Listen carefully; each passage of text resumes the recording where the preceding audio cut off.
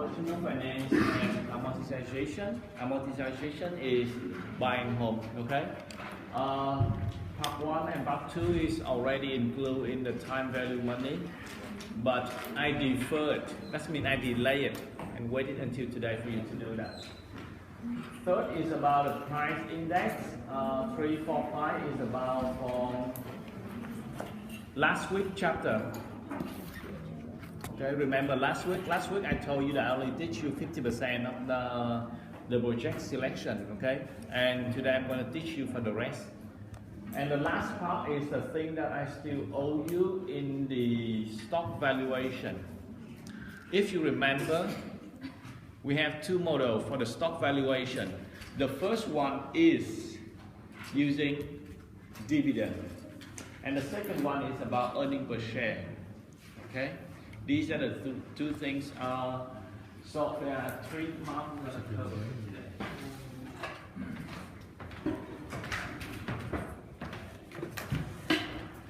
How old are you right now? How old are you right now? 20. Who is 19? Come on, most of them are good. Saying 19 is for girl only. You have to say you are 21 or 22, someone. Okay? When you ask you how old are you, at least make it up 3 years old. Okay. When you graduate, what do you expect from your salary? How much do you expect per month? I mean, feasible.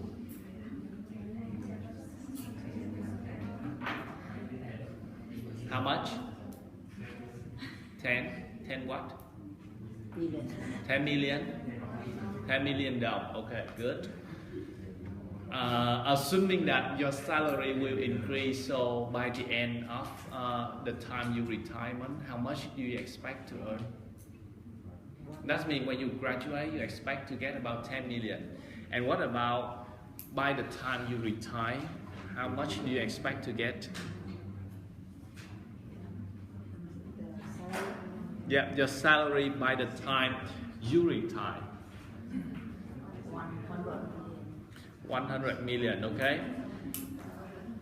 So 10 million fresh graduate by the end of your retirement, 100 million. So on average, your salary is about 55 million.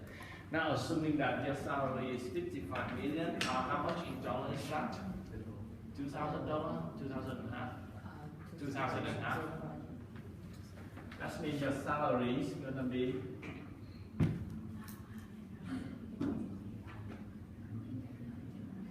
$2,000 and a half. Now, do you trust on the pension of here? No. No? So assuming that now, if your income is 2,500, so how much do you intend to take apart from this salary and to save it on later? You're not going to use up those 2,500, but you're going to take a part of it. How much will you take that part and keep that saving? How much? 10%? Only 10%? What's your name?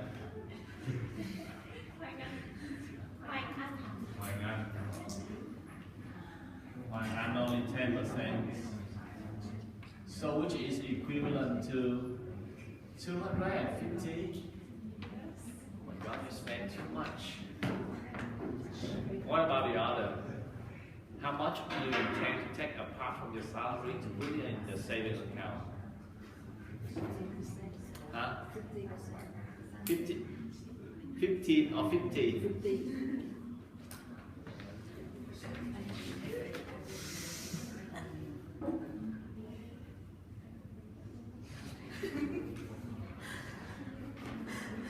Some is too selfish, and the others, I have no idea how it's gonna live.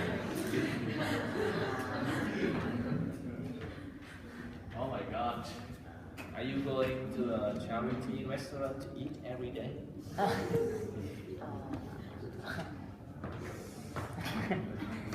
Okay, let's say that some reasonable number is 30%. Is that okay?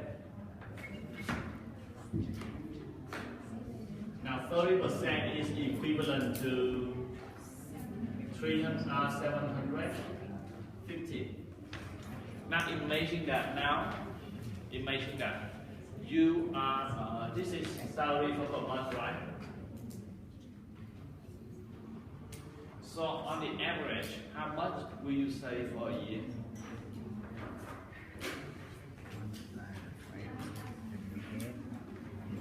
That's going to be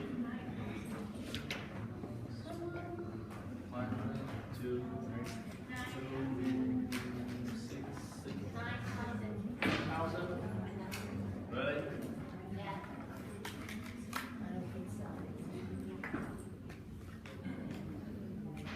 Okay. So that's mean that you have to save 9,000 per year. Now imagine that this is you by the time you are now imagine that this is you by the time you are 22. Okay, so I imagine that this is the scenario for woman. Okay, tomorrow is international. So after you graduate, you are unemployed for 3 years. Okay, that means that you must find your dream job or something like that. So in this life, you are unemployed. Now, when you are at year 25 and you intend to work for 30 years, that means that you will retire at the age 55. Now, so at the age of 25, that is in year 0. Now you begin to work and you keep the savings. You deposit your saving by the end of each year. Okay? So that means that on the day that you're turning 26 or by the end of year 1, you're going to deposit how much? 9,000. Okay? Now we keep continuing for that. Okay. Now, by the age of 27 or year 2, you're going to save another 9,000. Now this saving remain the same until you retire. So how many period in total? 30 period in total. Okay. And here.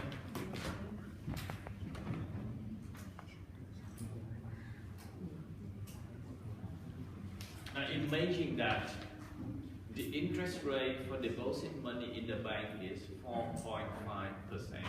I'm talking about dollar, okay? The interest rate is about 4.5%. Then the question is, by the time you retire, how much money do you have on your bank account?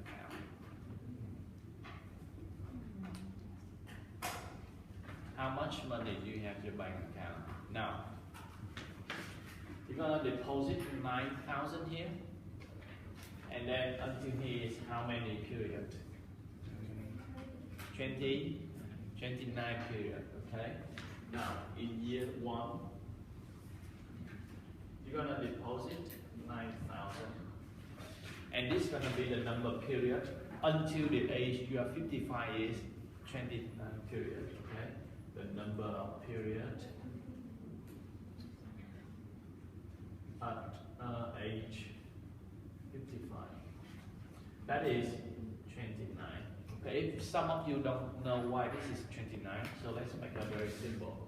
This is 27. You start your first deposit in 26. Okay, 26 at the age 26. So that's mean only 1 year. Okay.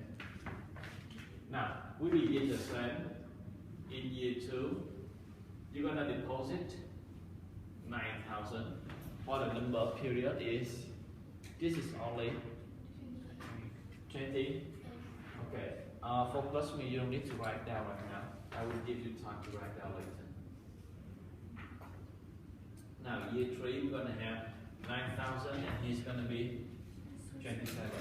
I do continuously until year 29. I'm going to deposit. By the time 29, this is only 1 year left. And by the time I retire, I receive my last salary,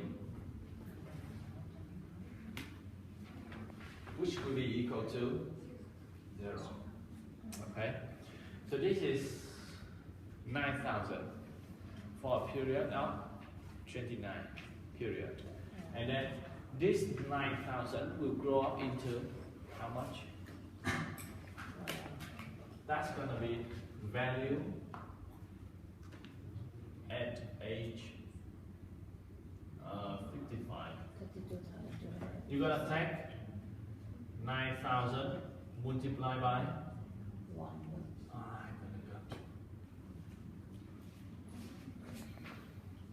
Value at 55. 9 multiplied by 1 plus total by 29. We're going to do the same here. We're going to have 9,000 multiplied by 1 plus power by 28. So we continue doing the same. And here we're going to get 9,000 multiplied by 1 plus power by 1. And the last deposit is also at the time of maturity. So we don't do anything. It's just only about 9,000. Or you can say that multiplied by 1 plus power by 0. It's okay. Okay? This value is equal to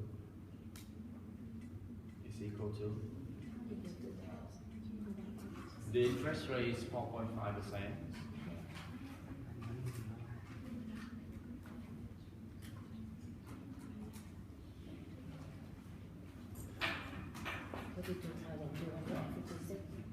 $32,256. Okay? That means that by the time you are at the age 26, you will start with your first deposit of 9,000. And this 9,000, by the age you are 55, you keep that in the bank account, assuming that you don't use it.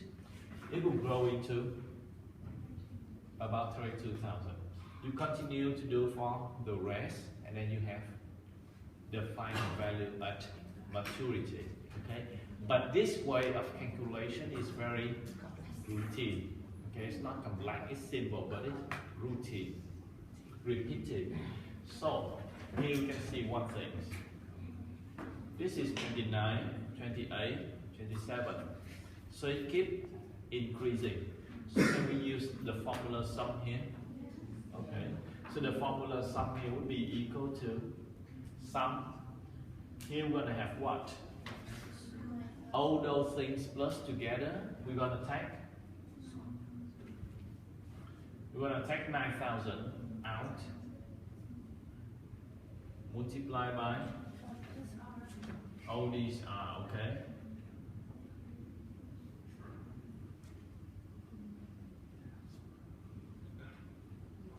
Plus 1 plus power by 0. Okay. Now we're going to put that in the sum formula we have here is about 1 plus power by x. X here will begin from 0 until 29. And here we're going to have 9,000 multiplied by this one. And then the final result will be equal to, how much is that?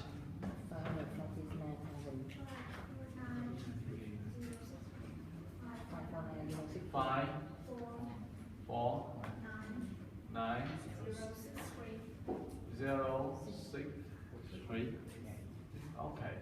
So that means that if your salary is 2,500, and then you decide to keep 30% of your monthly salary as a saving, and then in sum up, in 1 year you're gonna save about 9,000 per year. So if you keep this amount fixed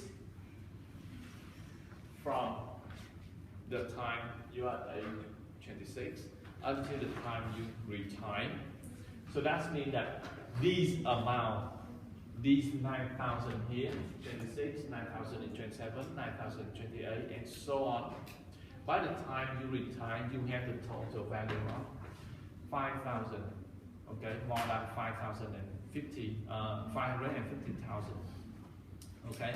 So that is the amount of money you will have by the time you retire. Now this is forward. This is the problem forward, in which you know that you will saving this amount of money. And now what is the problem backward? The problem backward is that now I'm talking about pension fund. Do you finish writing this? Or you need about 1 minute to write down? Okay, just write down and then continue.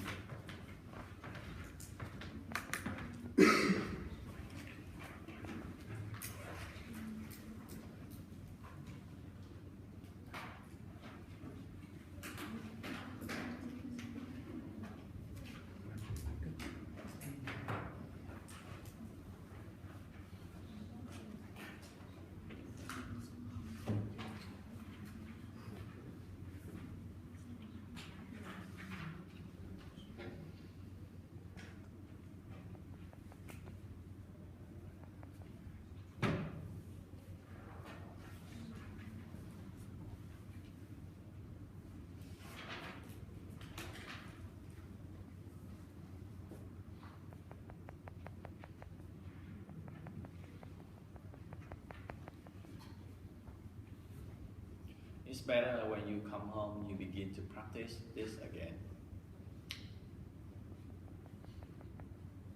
Because this is the real things that will happen if you stay in the US.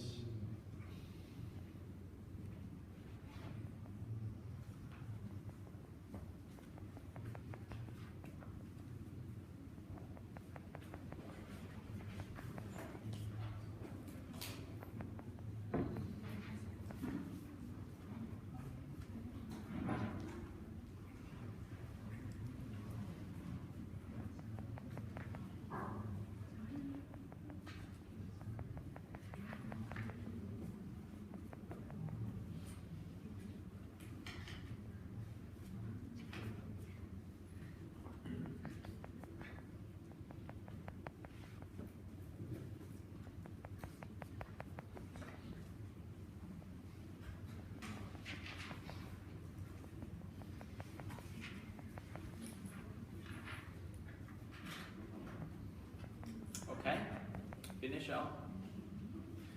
Now we come to a backward problem. What is it? I will erase this.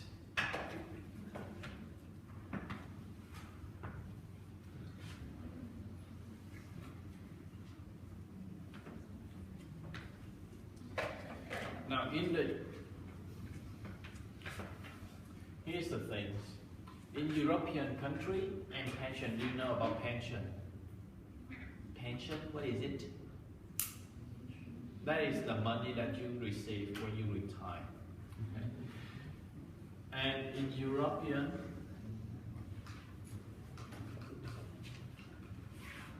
they are totally different to the US.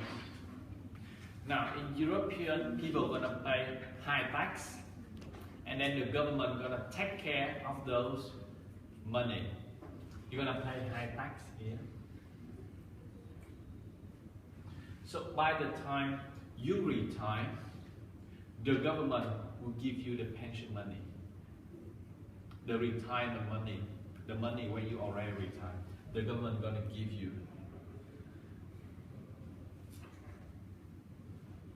But in the US, no. The government, by the time you retire, the government give you almost nothing. And then what you have to do is that by the time you are still young, you have to take a part of your salary to put that into a saving account. But normally people don't put that on a saving account, but they put that on pension fund.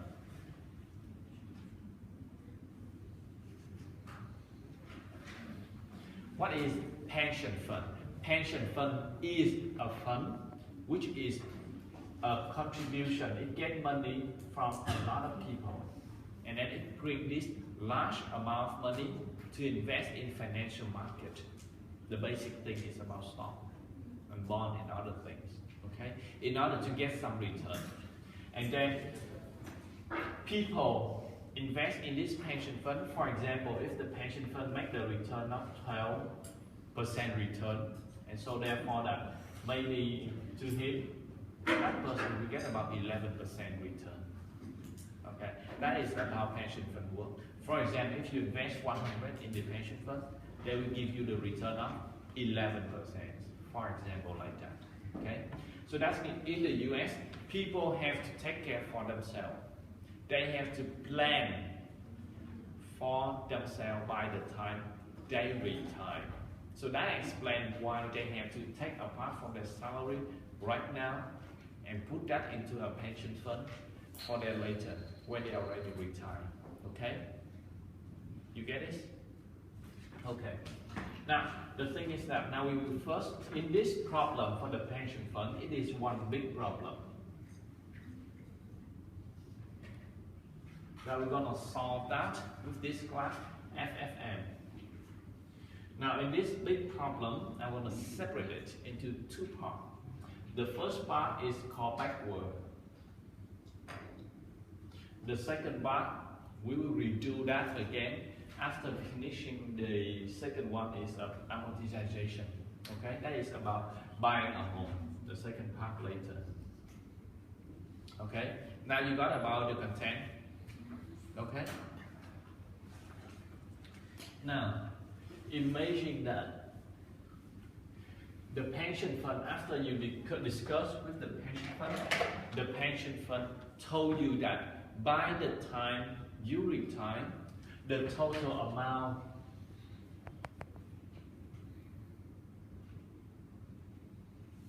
of your investment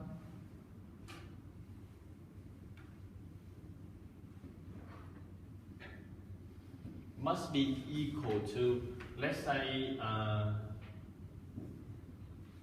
700,000. Okay? What does this mean? This means that right now you don't deposit 9,000. You're going to deposit an X money, and you keep deposit the same X money by the time you are 26 until the time you retire. 30 period for 30 money X here. And the thing is that we need to find out how much do you need to deposit. That is, we're going to find out this X. Okay? Is it okay for you? Now, instead of here, we're going to replace all the 9,000 by X.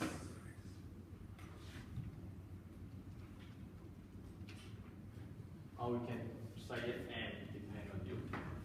Now, things are the same, and here is, maybe I should change that into M for the money. Something, just M.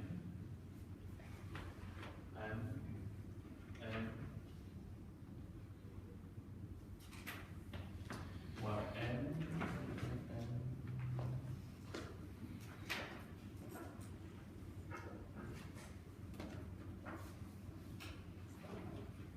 Now, in the end, the total of money you will have by the time you retire will be equal to M multiplied by 1 plus R power by 29 plus 1 plus R power by 28 plus 1 plus R power by 0. Is it okay? And then this we're gonna again use the sum formula, in which we're gonna have m here multiplied by sum of 1 plus power by x, and x begin from 0 to 29. We already know about the rate of return here, and so therefore that we're going to calculate this into some constant value. Okay, I call it a or constant value. Now when you have constant and you have the final value here is 700,000, and then you can divide back to find out what is m equal to. How much for m? Sorry? R is to 4.5%.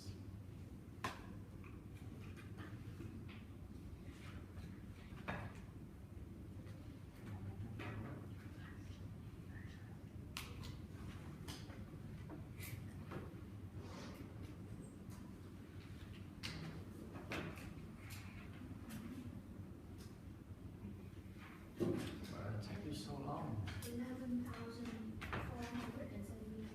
11,074. Okay. This is the amount of money you have to deposit every year. Okay. Do you have any question about this? Any questions about it so far? No? Sure? Is it easy? Okay.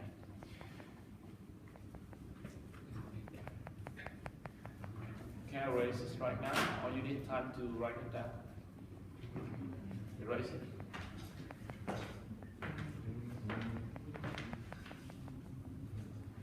So we finish.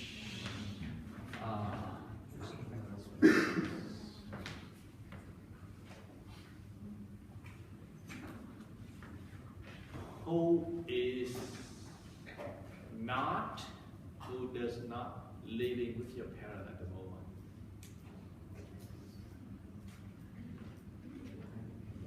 Who's already have your own house? No one.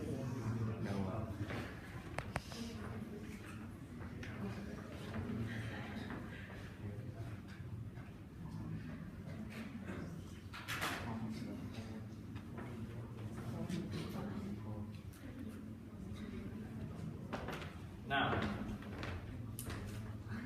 if you have money to buy a house, where would you like to buy? Which district? District 1? You're like idiot. No one gonna buy anything. Okay, District 3? 2? Okay, good. I intend to buy 2 too. And what else? What else district? 7? So between 2 and 7, which one do you prefer? 2? Why not 7? Too far? Okay, so it's too far, so we're gonna buy in District 2. And how much, how large is you intend to buy? That is the area of your house. 100? You intend to be a farmer, right? So it's about 100. How much? 100 is enough. 100. 2 bedroom. 2 bedroom or 1 bedroom? 2 bedroom. 1 for you, 1 for.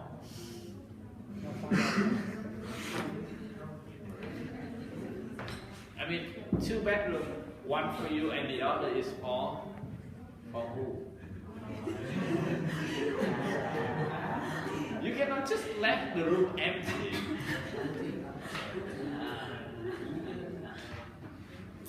Now, this is the social question. And I want to choose a person to answer it. Phone? My mom. Speechless. Okay. So you're gonna put this one.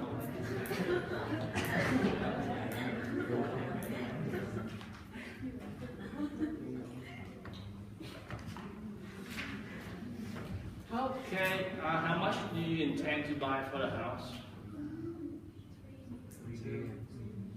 Well, here I prefer to use in the US dollar because when we use Vietnam đồng, it's so many zero and I hate that.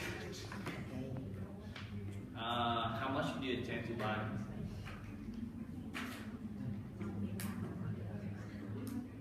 50,000. 50,000. 15,000 dollars. Sorry, 150. 150. It was just like about 3 million. You only get about a studio for 60 meters square, 1 bedroom, 1 kitchen with a living room, 1 small bathroom. Make some more real number. How much is that? 250 is okay.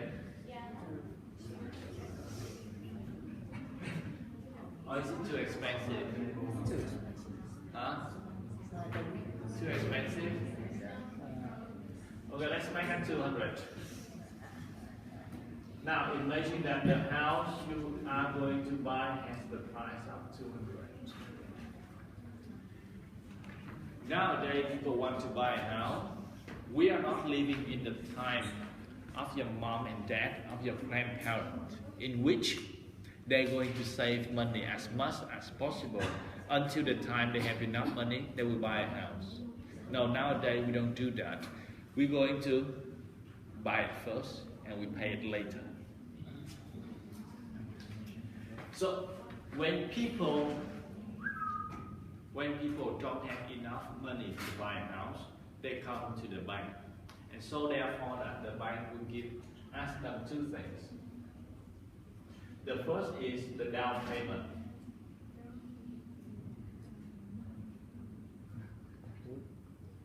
Okay, what is the down payment? Down payment is the amount of money that you have to already pay. For example, maybe let's say 20%. So this means that in this 200,000, you're gonna need to, you have to pay the initial amount is 40,000. Okay? And then you have the rest is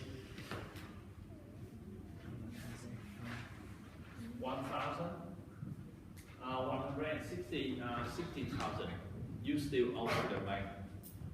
That means that the down payment is the money that you need to have. You already this part? So that means that when you buy this house, you will owe this house. You pay 40,000, and then the rest 160,000 you owe to the bank. Again, you begin to buy your house by the time you are 25.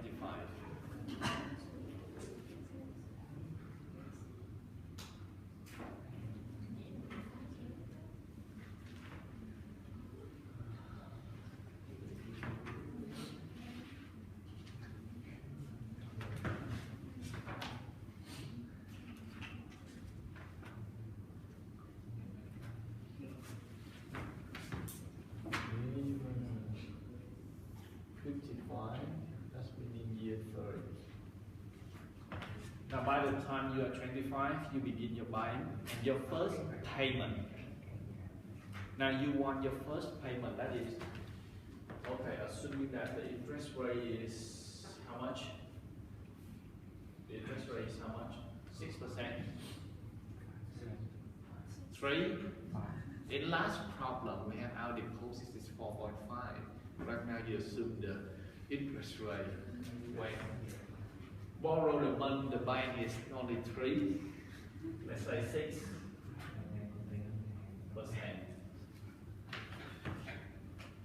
Okay, 6%. Now that means that every single year you gonna have to pay.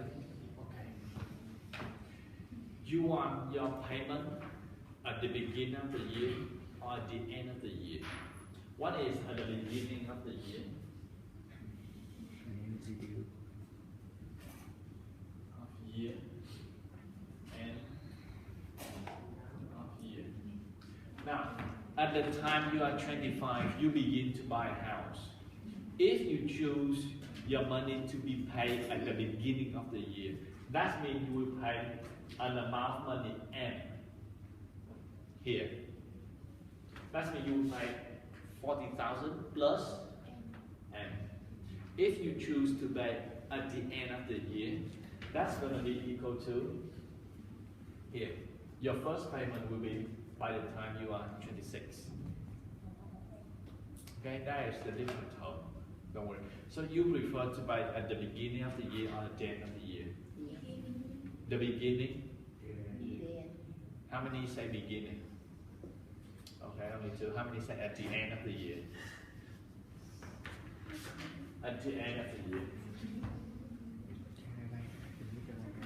So you're gonna pay a money M here, and then assuming that the bank allow you to make a loan and have to pay that for how many years? Do you want 15 years, 20 years, or 25 years? 25 years. 20. How many say 20? 1, 2, 3, 4, 5, 6, 7. How many say 8, 9? How many say 25?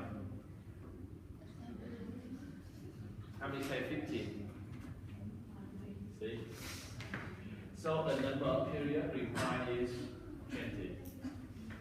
Now, if the number of period to be paid is 20 years, that means that here is year 20, and that means here you are at the age of 45. That's you have to pay the last payment. Okay. Now the problem is that the total cost is 160,000, and you're gonna have to pay this amount of money. Okay. Then I give you 5 minutes to figure out how to find out this M.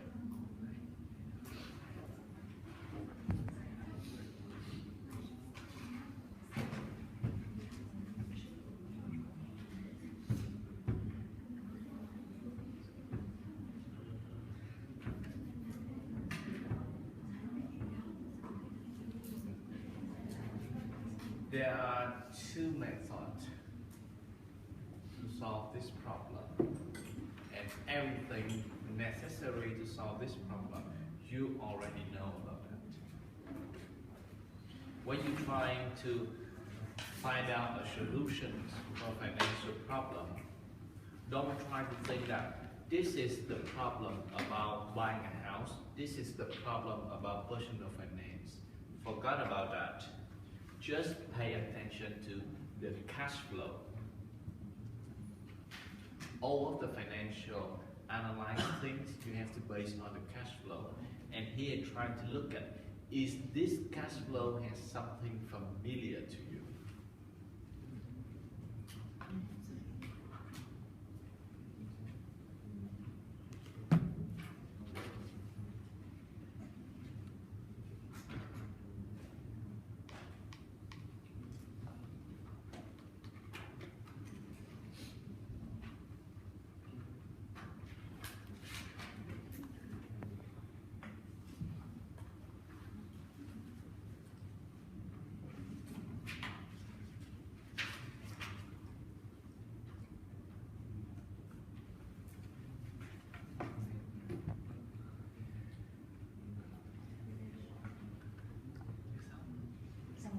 Này sai rồi.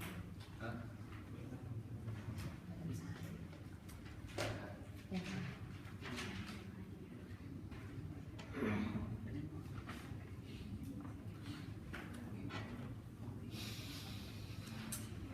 Okay, finish. Finish. Now, the first thing I will tell you is not how to solve this, but how to look at the problem.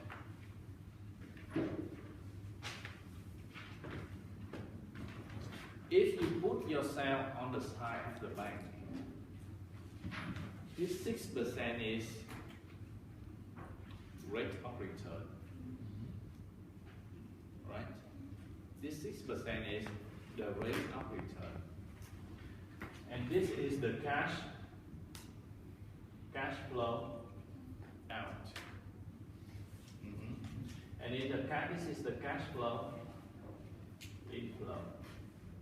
And is the cash inflow.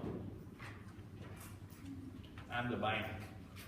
You need the money to buy for the owner of the house to buy the house. So what? I give you money to buy that. That is the cash outflow from the bank.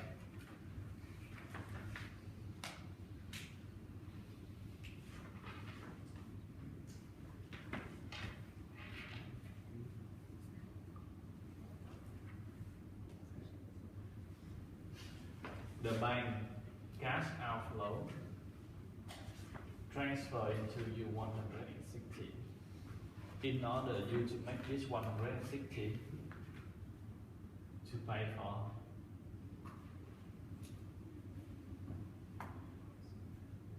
do I need to explain this again? I'm the bank. You want to buy a house. You need to give the money to the person who sells the house. So where is the money come from? The money come from I am the bank. I will give you the money. So you give the money to the person who sells it. Okay? Now, 6% is the rate of return or internal rate of return. And M is the cash inflow because every year you have to give me an amount of money. Okay? You have to give me an amount of money. So, that's the way to look at the problem. In simplify, you have the problem like this. Cash outflow, and here's that cash flow in, cash flow in, cash flow in, and so on. So 6% is the rate of return of this series of investment. The bank give out 160,000 in order to get this series of return year by year. So in this way, you have two ways to solve this. The first way is that you want to discount all the cash flow to present value by the time you're 20. That means you have a minus 160,000 you're gonna plus for cash flow 1 divided by 1 plus R, plus for cash flow 2 divided by 1 plus R power by 2, and so on until the cash flow 20 divided by 1 plus R power by 20. Now, this formula, is it familiar to you? Yes. How is it familiar to you? It is about a bond. Okay? Now, here you're going to have minus 160,000 plus for the cash flow multiplied by sum of 1 power by 1 plus R power by how much? X. X will begin to run from 1 to 20. You already have this rate of return. Now put the calculate quickly for me. The equation is equal to minus 160 plus for the cash flow multiplied by how much? This series is equal to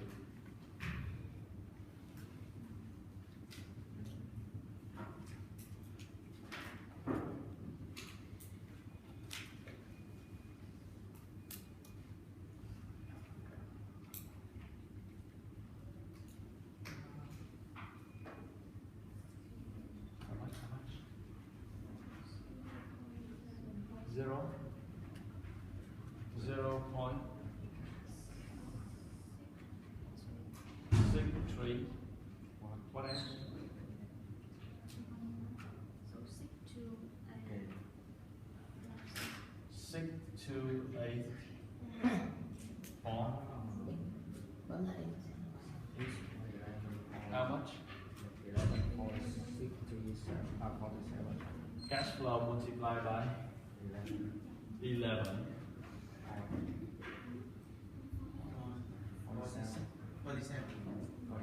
47.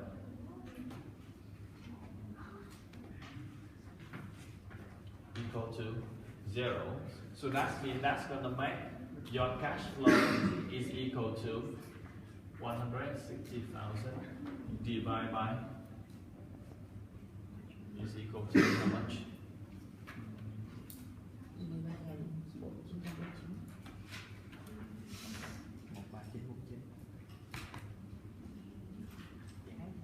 Okay, on nearly 14,000 per period, and the period is in year. Okay, so that means that if you are intend to buy a house of 200,000, the down payment is 20%. So therefore, for the rest, each year you have to pay 14,000 per year, which is more than 1,000 per month. Okay, more than 1,000 per month for this house, and you pay this for 20 years. Is it okay for you right now? And what is the other way to solve this problem? Change 160 to future value. Yeah, that is you're going to change this into future value, because here you're trying to discount that back into present value. The second method is that you're going to put this into future value. So therefore, your equation will be equal to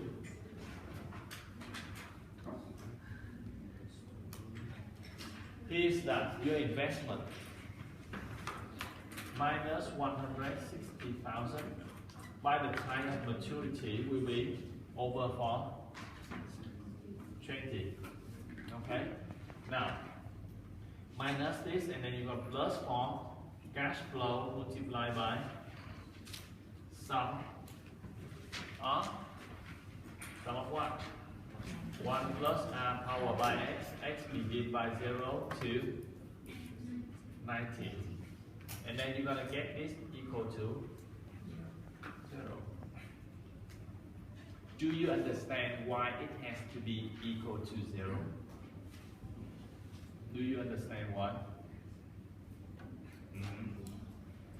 It is simply that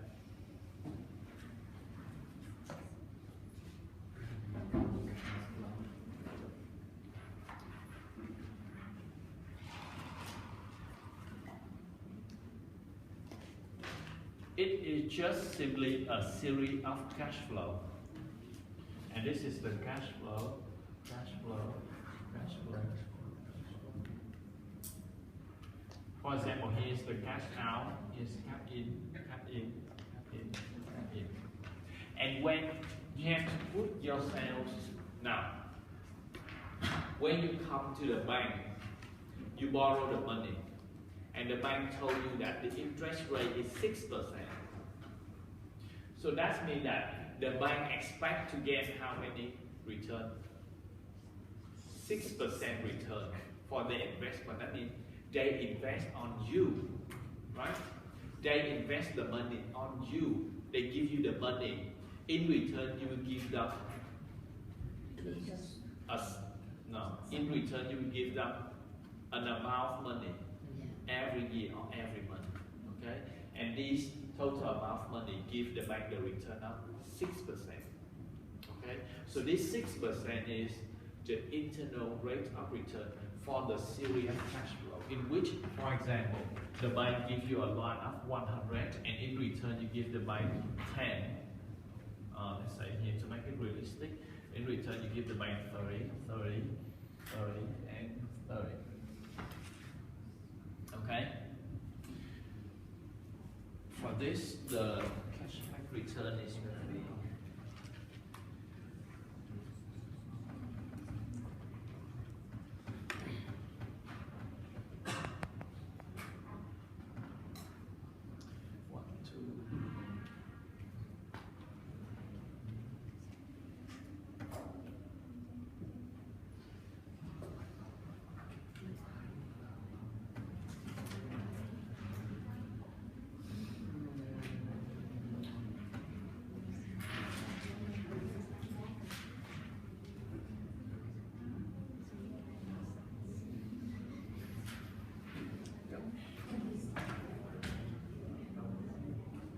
now, this series of cash flow gives you the IRR of 7.7%. Now pay attention to this. This series of cash flow gives you the IRR of 7.7%. Okay? This is the return of this series cash flow alone. Okay? And is this cash flow look familiar to the bank loan? It looks very familiar, in which this is the cash outflow from the bank, and this is the cash the bank will receive back. Okay?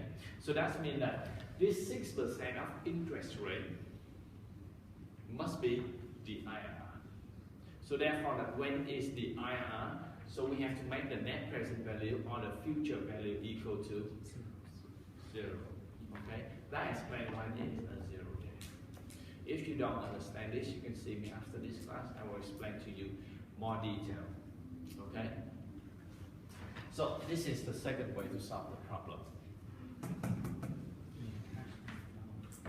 Is it okay to you? Now can we come back to personal finance and solve the big one?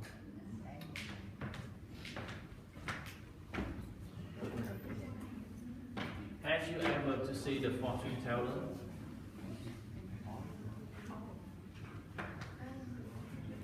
Fortune teller, you know fortune teller? Someone who can tell about the future. Okay, have you ever? How many already go there? To see the fortune teller, the one that tell about the future of you. Come on, just raise your hand. I'm not racist, though believe in fortune teller.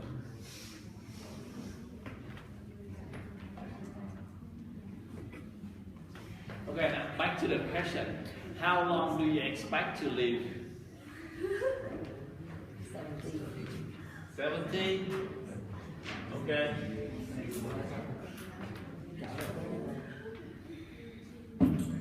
How long do you expect to live? Huh? 80? Okay. He intends to live for, well, 80. That means you intend to die at the age 80. So in order to make the problem simple, okay, I assume that you will die on your birthday, 80. That means when you already just been born, it's 12 hours, happy birthday, I die. Okay? You are now, okay, let's begin that you begin your work at the age of 22. Your salary is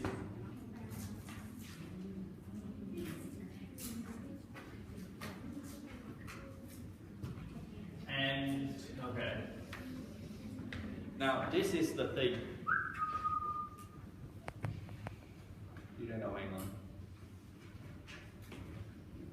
This is the things that we need to care about.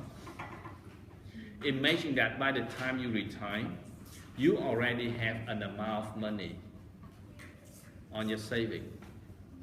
And then how much money do you want to receive every month when you already retire? Just say like the retirement salary.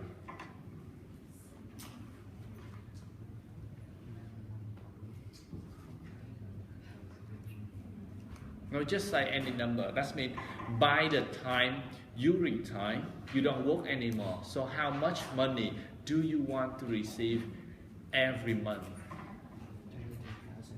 How much? 22,000? I mean per month.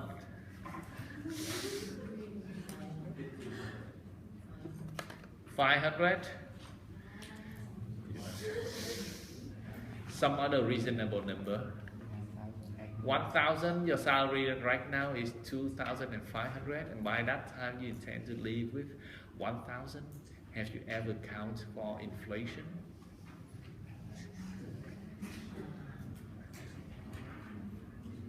You see the point, assuming that the inflation rate in Vietnam right now is 7%. So by the time you are 60, which is how many years from now? No, 38 years from now. 38 years from now. And the CPI on average is 7%, which makes $100 for your pair of shoes today will worth. How much is this?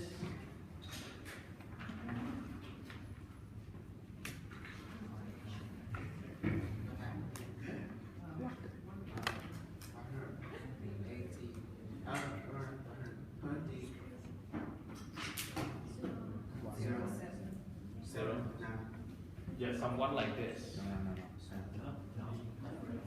1,307.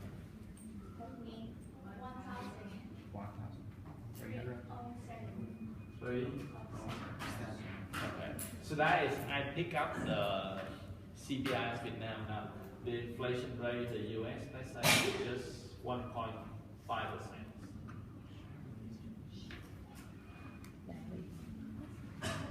Okay. Imagine how much the money is going to cost. Now, inflation rate in US on average is 1.5%. That's going to make 176. Okay, that is about 75% increase in price. So that means if right now you think you can live happily with 1,000, that means that by the time you retire, you need to have about 1,750 per month, okay, to enjoy your life. That makes sense to you? From now on, when you make up some number, make sure it's logic, please.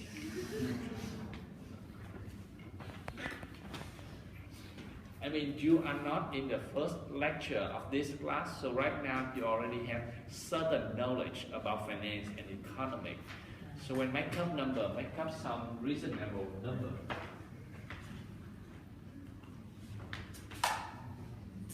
Okay, so how much do you intend to leave by the time you retire? 2,000? Is it enough for you? I think it's about 3,000. Okay, 3,000. Retire salary is 3,000. When the retired salary is 3,000. Now, here is the cash flow.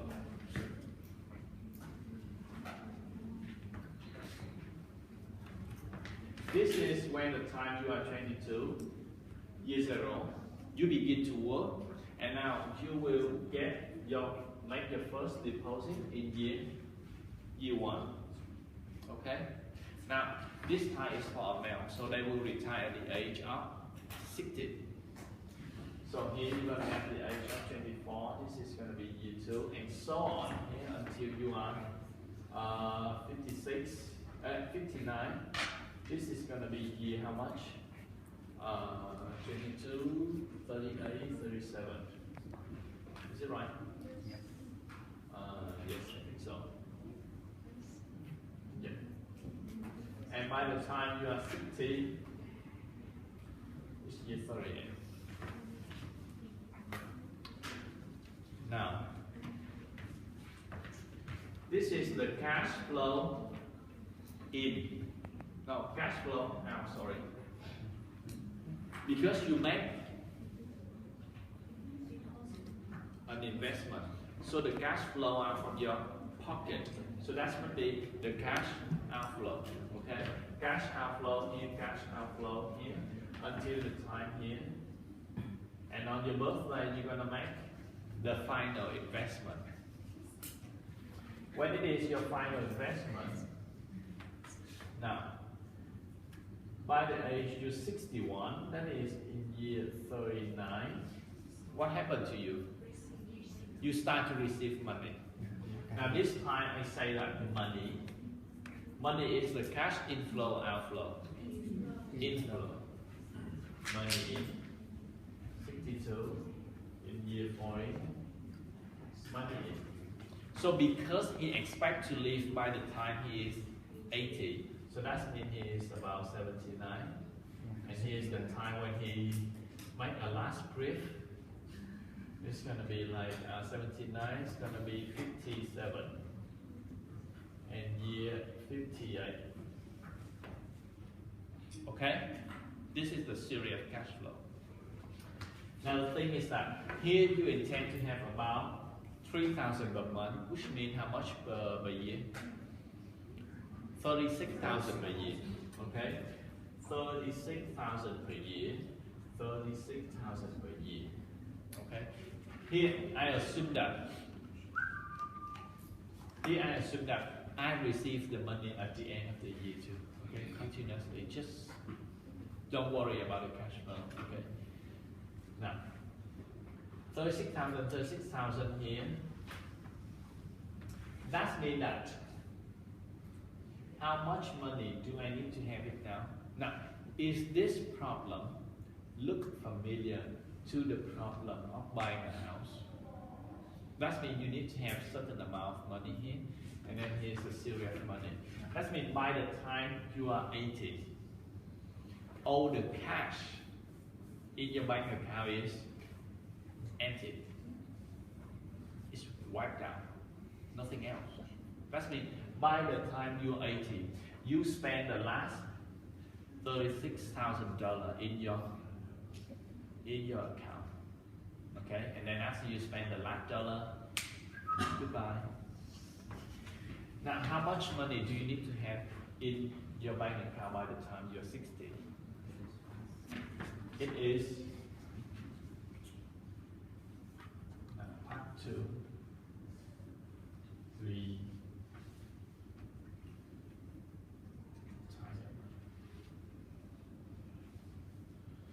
How much money you need to have? That means by the time you are in year 38, you need to have how much? The rate of return is, let's say the rate of return is keeping the same, 5%.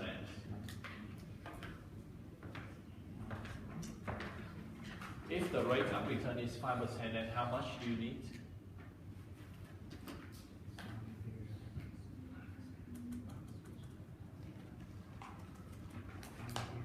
This is for 1 period, 2, 3, 4, for 20 period. You retire at age 60, you live until 80. So 20 period. The amount of money requirement is, that is that the amount of money requirement require money. This is the cash outflow plus for what? Huh? Plus for 36,000 multiplied by sum up 1 plus R. Is it no? 1 over by x begin to run from 1 to 20 equal to 0. Okay, and here you're gonna have that equal to minus required money plus for this amount is equal to how much?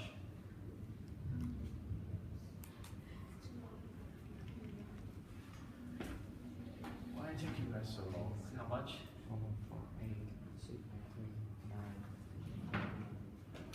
4, 8, 6, 3, 9. Okay, that means that by the time you retire, the money you need to have is about 448,000. Okay, so let's make it up to 450,000. So what does this mean?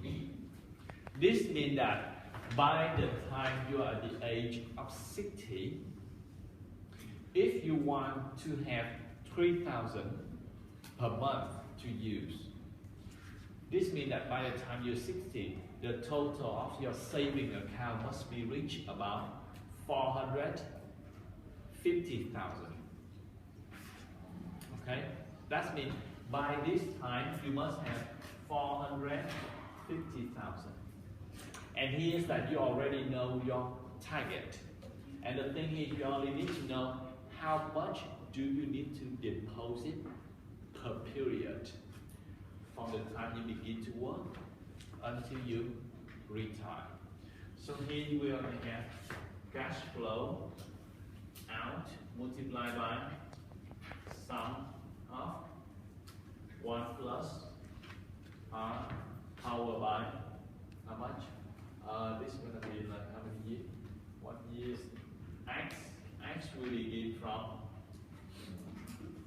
0 and end at 37. Okay? Equal to 45000. Okay? In the end, put the calculator and the cash flow required is equal to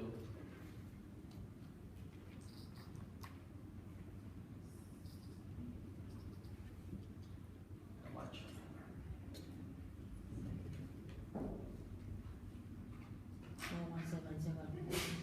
4177. Yes. Okay. About 4,200 per what? Per period or per year. Okay? Which means that you only need to save how much? How many per month? You divide by 12 and then you get about 350 per month.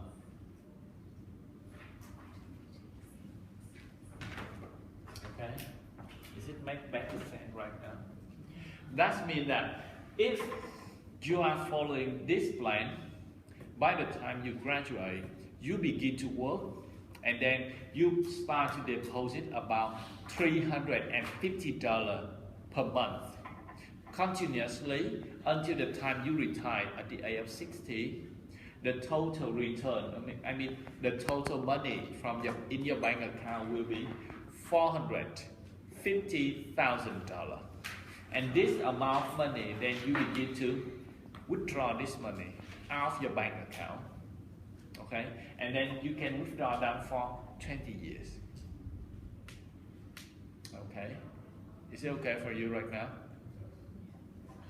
Any questions so far about this?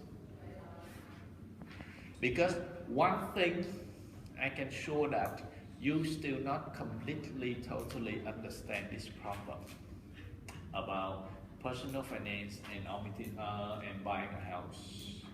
So this will be on your homework and on the quiz. Okay? Go home. I will write very detailed about your assignment. Go home, do this again. With this formula is the first thing. The second thing is you have to do that on the Excel template sheet. By the time you do it on the Excel template sheet, you will know that why there must be zero, why this number, okay? For example, finish here. Do you finish here? No? One more minute? Yeah.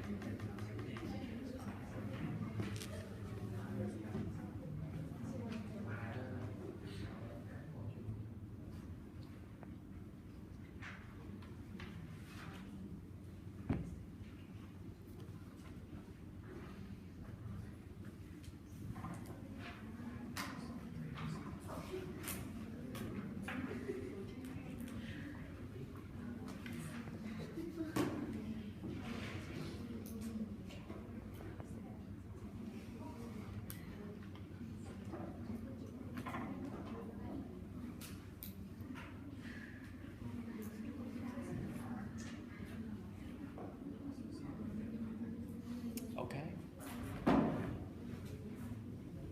Can I erase right now? Or you still need to write? Erase?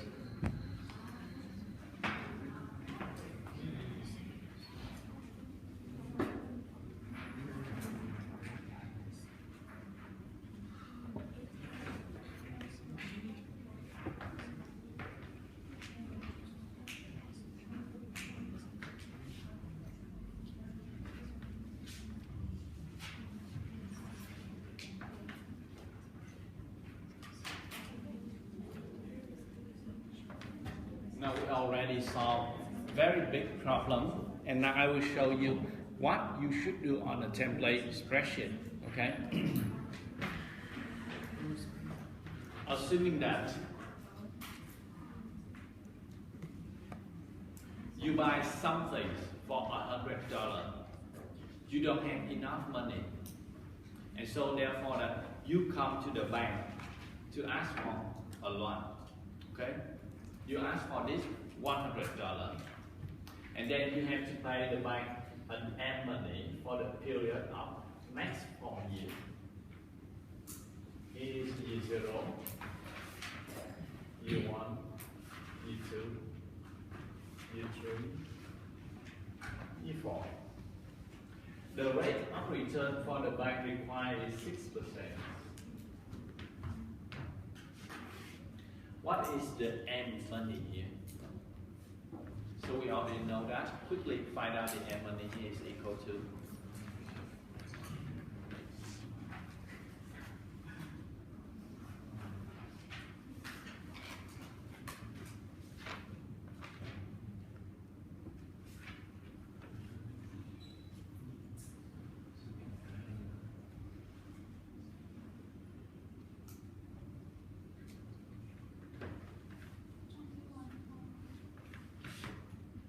will be equal to 20 21.6. Sure. 21. No, I don't think 21. Because it is 21, so you have 21, 21, 21, 21. So 22. I mean, here is if 22, so you have 22, 22, 22. When you multiply them by 4, the total is only 88. This is on based on the counting, it's still less than 100. See the point? So that means when you divide them here, the value must be over 25. Okay?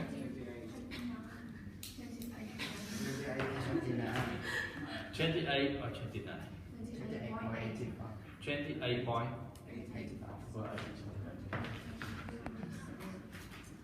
What, 26? Are you kidding me?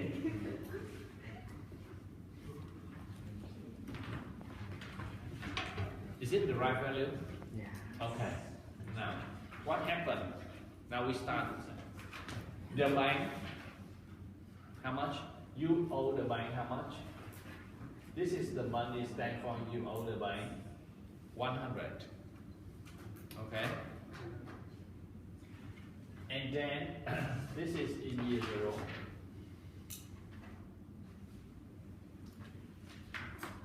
In year 1,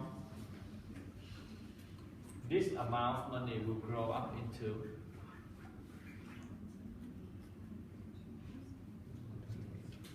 for example, if you owe the bank 100, so 100 after 1 year will grow into 106, and then you have to plus for 28.8. Now you have how much left?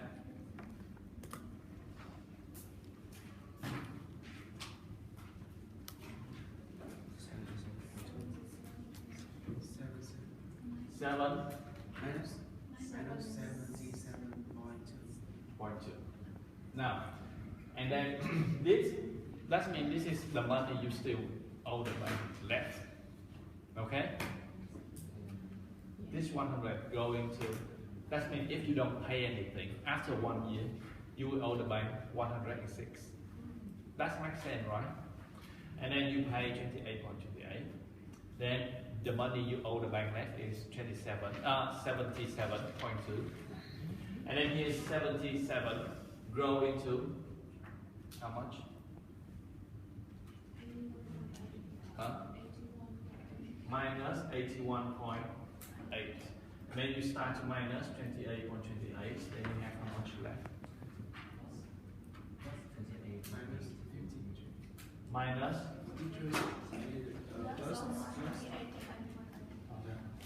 Minus 53. Okay. And then in year 3, this 53 will grow into 56.80. Oh, 18. Okay. And then plus 4, now is equal to minus 27.38. And then this minus 27.38 in year 4, that is your debt will grow into somehow familiar. Or you can press the calculator here. It's approximately like this. And then you plus for 28.28 would be equal to, okay? You see the point? So the point here is that you owe a bank this amount of money. And then after 1 year, this amount of money will grow a little bit bigger. But then this is year 0, and then in year 1, you pay a part of it. And so therefore it remains this one. And then in year 2, the amount of money you still owe the bank, it will grow a little bit. But here this time you still pay a part of it. So I'm going to delete that. And we continue that. After several years, by the end of year 4, we owe the bank nothing. Okay? This is the way that you're gonna pay a fixed amount of money. Okay, you have to identify that there are two types of payment. The first one is that if I borrow the bank 100 for 4 years, I have two ways to pay. The first way is that I want to pay the interest rate here, I want to pay interest rate here, interest rate here, and then in the final year, I want to pay 100 plus for interest rate. Okay? That is 6 here, 6 here, and 6 here. The second method is like when you buy a home. That means you're going to buy a fixed amount here, it's going to be 28.9, 28.9, blah, blah, blah, and the last time you pay 28.9. Okay? These are the two types of payment. See it? Okay? Depends on you, you can choose whichever one you like. But if you buy a house, you have to choose this. Why? Why do you have to choose this?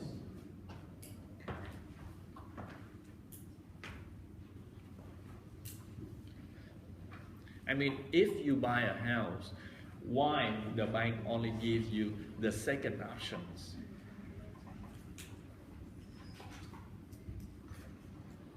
Why the bank gives you the second option only?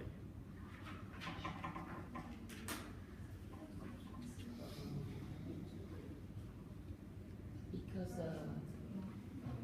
when you buy a house, you will pay back for a long time. If you choose the first one, the interest rate is really small.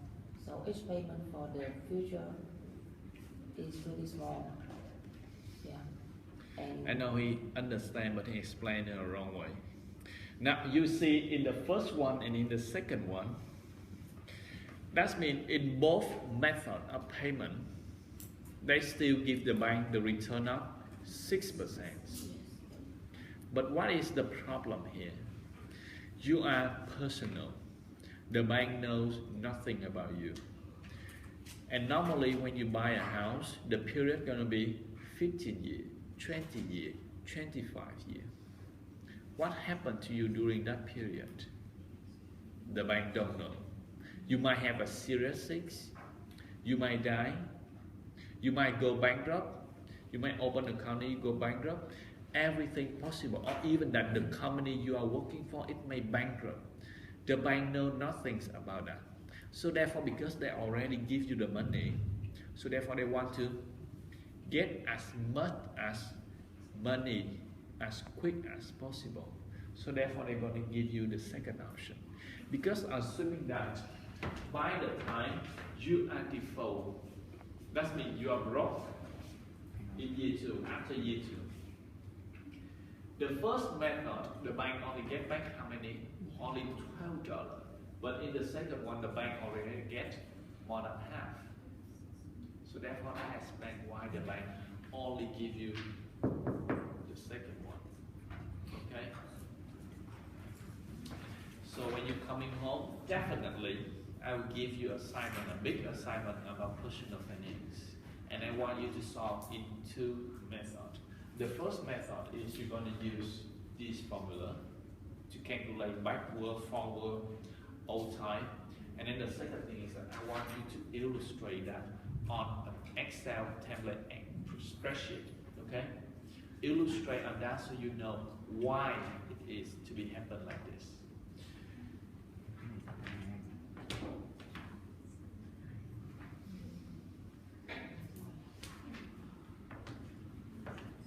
I give you 5-minute break and then we're gonna back and cover the rest quickly.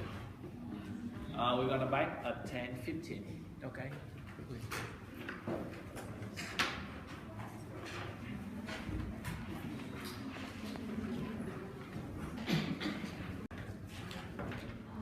Okay, price index.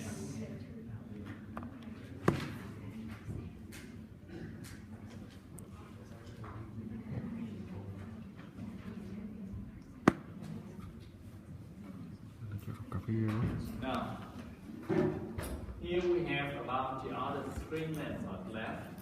in the chapter 9 or 10 somewhat about project selections and evaluation. In the last lecture, we already covered about NPV. We already covered about IRR. We already covered about what else? Payback. And payback discount. Now is the three left. These are the things we already covered. Okay? Today we're going to cover for the rest three.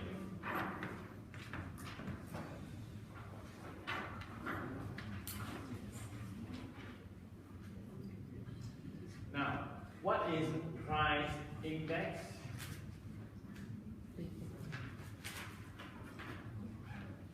This is the things that I only use when I was at your age. By the time I finish this FFM class, there is not a single chance that I use this value. I still have no idea they put it in. And how do you calculate the price index in? The idea is that you are an investor. You base on the risk of that project, and then you determine the return.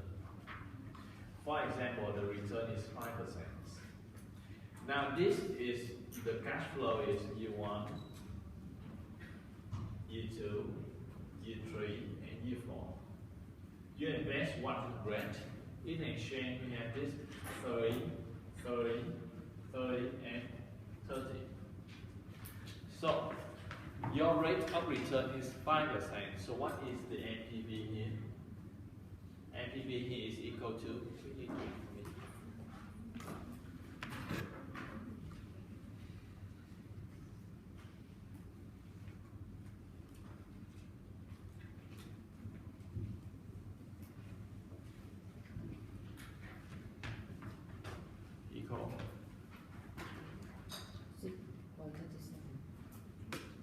6.37. Okay. This is the NPV, net present value. So when the net present value is positive, what does it mean? It means that it already satisfies your return, your requirement return, 5%, and give you an additional $6.37. Now, what is the price index? Price index is in which it is the extra money when your net present value is positive. You're gonna get this value 6.37, and then you divide your investment. Okay, that gives you the value of about 6.37%.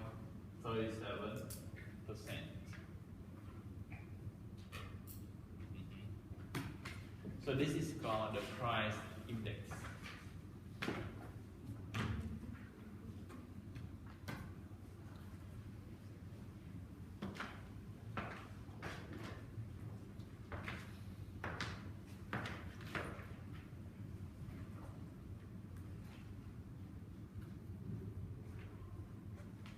Now, assuming for another scenario in which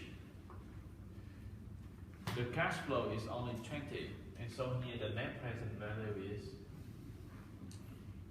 how much?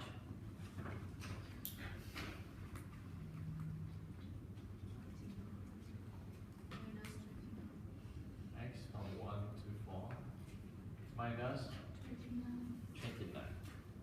When it is 29, it is equal to 0 plus or minus 29. That means that this one does not meet your requirement, but also give you a loss of 29%. $29. Okay. Now, the PI for this is equal to minus 29 divided by 100. So it's going to be minus 29%.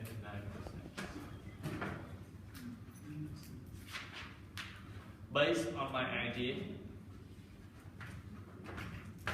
this one is cancelling. Okay? I'm never going to use that in my real life because the way it calculation and the logic behind it is totally wrong based on mathematics. So I repeat again, this is what the book told you. I teach you following the syllabus, but in my experience, there is not a single chance that I use this one. Okay, it doesn't give me anything. Okay. Now, finish about this. I mean, in my life, there are certain things I use a lot and certain things that I cannot find the application for it.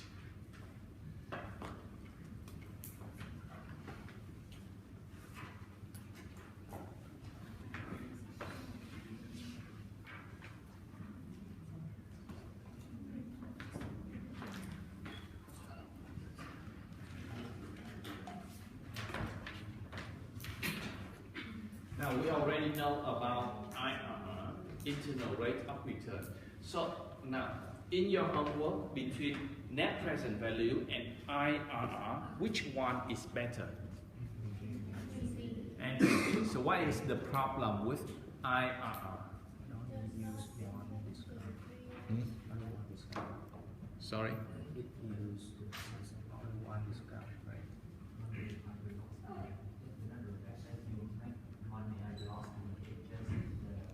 It does not reflect that you gain money or losing the money. Okay? And you can read more in the books about its disadvantages. But compare between IRR and price index, IRR is still better.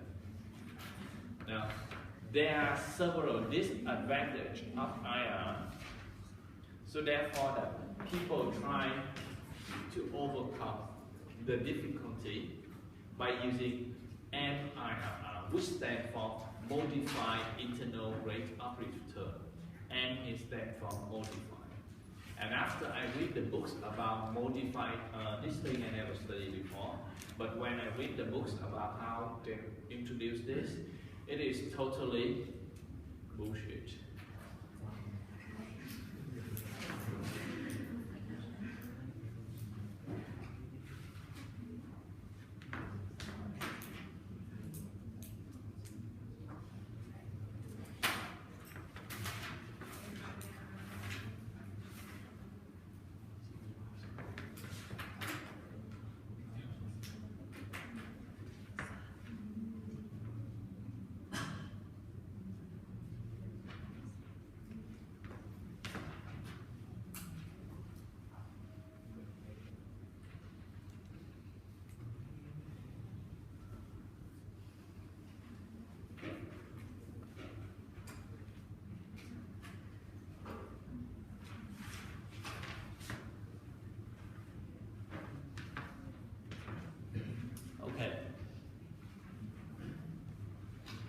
Based on this one, the IRR, the modified IRR, is in which you can read in the books, but here I'm going to summarize again for you. It requires the rate of return in order to find out the IRR. That means that if I look in this series of cash flow, I say that my rate of return is, it's going to be very nonsense, 3%, or let's say 5%, or 10 is okay, 10%. So the idea of IRR is that there is three ways. The first way is that it's going to discount all the cash outflow into net present value. That means this 30 I'm going to discount it back into year 0 equal to minus 30 divided by 1 plus r power by 2. And this r is equal to 10%. Okay, can you calculate this value for me?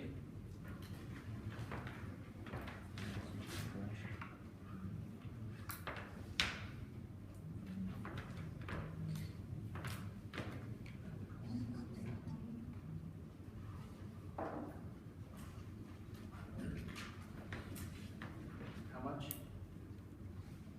30 is equal to minus 24. Okay, 100 plus 24. So now, that means I already transformed my cash flow into minus 124, 70, 0, because this 0 is 30, minus 30 used to be here, but I already transformed it into minus 24 in year 0, okay? And then the rest have one negative cash outflow and the rest is the cash inflow.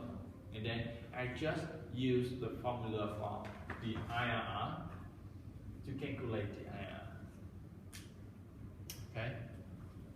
See the way they do it? There is the other way.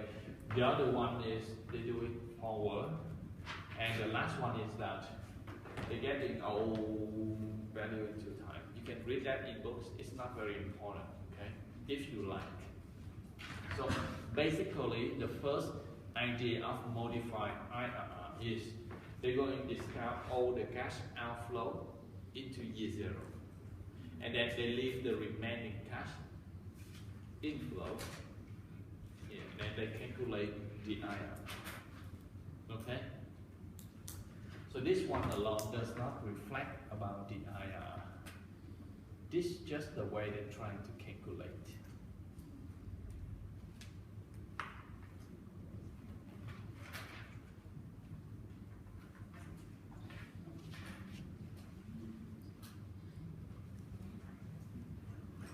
Okay, is it difficult?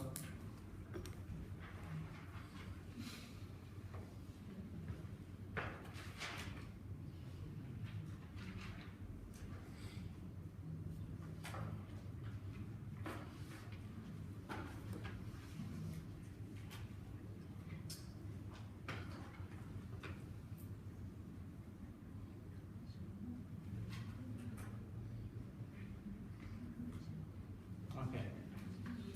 Now, for the last method, ARR, I forgot the name. What is ARR? ARR is based on the accounting rule. Now, assuming that I keep this series of cash flow the same, and I forgot about this. ARR stands for the average.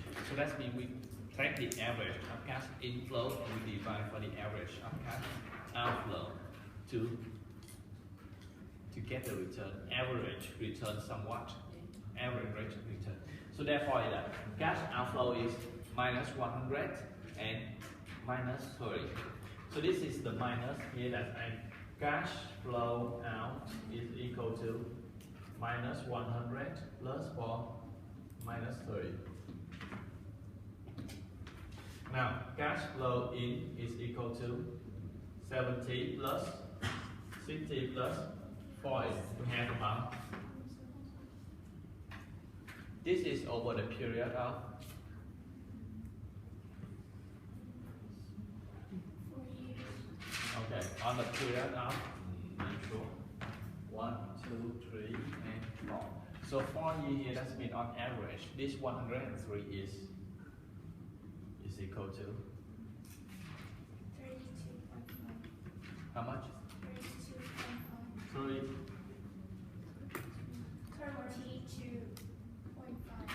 And this one is equal to 42.5. okay.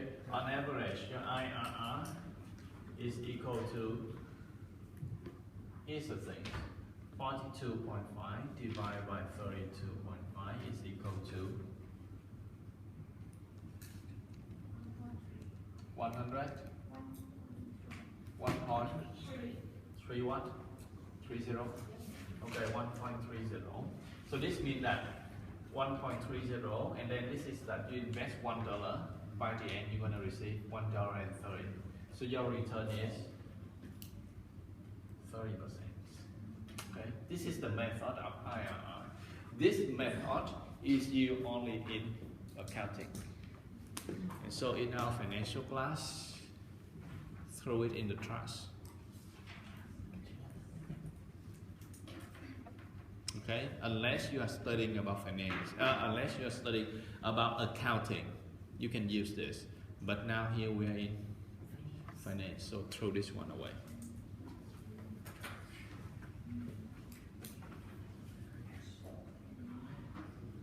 Okay.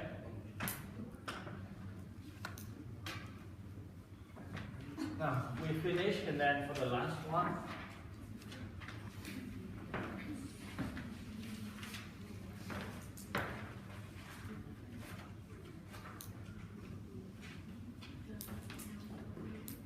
Earning per share.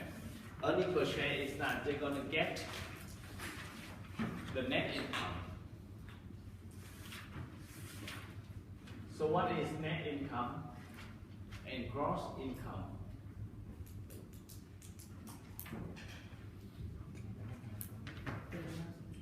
Net, that means that finally, after everything already deducted. Okay? So that is, for example, if people ask you what is your net salary, that is the salary after tax. Gross salary is the salary before tax. Okay? So think care about net income. So if the company has a net income, and then it's gonna be divided for the number of shares.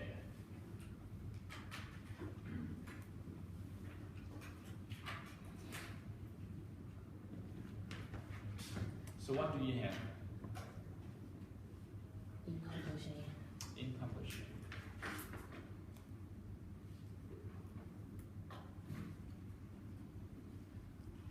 Okay. I'm sure I did this right now. I have to defer it into some other class.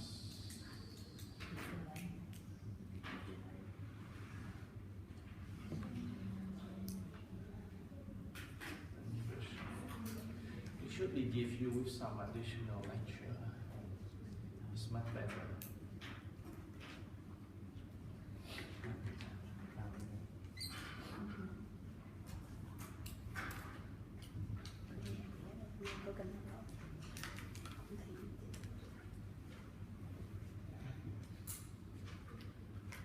Next week is, yes, I'm going to give you a review. Probably, and then, okay, I think I'm going to defer this again because it's more interesting to analyze a whole financial statement. You know why it is to be like that, rather than just this formula doesn't give you anything about like that. It's going to be just like a small number, because actually right now the senior student, they have a big problem about, I mean, you are studying, they are studying a finance, but they cannot probably solve for a big financial statement. So that's the wrong thing about it. So here we finish today, and the assignment. There will be assignment and the quiz. Okay, go home, do the assignment, and the quiz is individual. If you try to do with your friend, and so there must be one to be sacrificed. Who's going to be sacrificed? Because the score, the way I make the score is like this. The student got the highest score, say like 88. So he or she will get again into 100. That means all the other students will get a bonus of 12. Okay? If you sacrifice your friend, and then the other rest get too high score, say like your friend got only 40, and the rest got only about 98, he got a big problem. But if you owe to buy on your own, together you get 40, 50, 54, example. So you all got about 46 plus. Okay. It is the decision of yours whether that to sacrifice your friend or together you get over this quiz.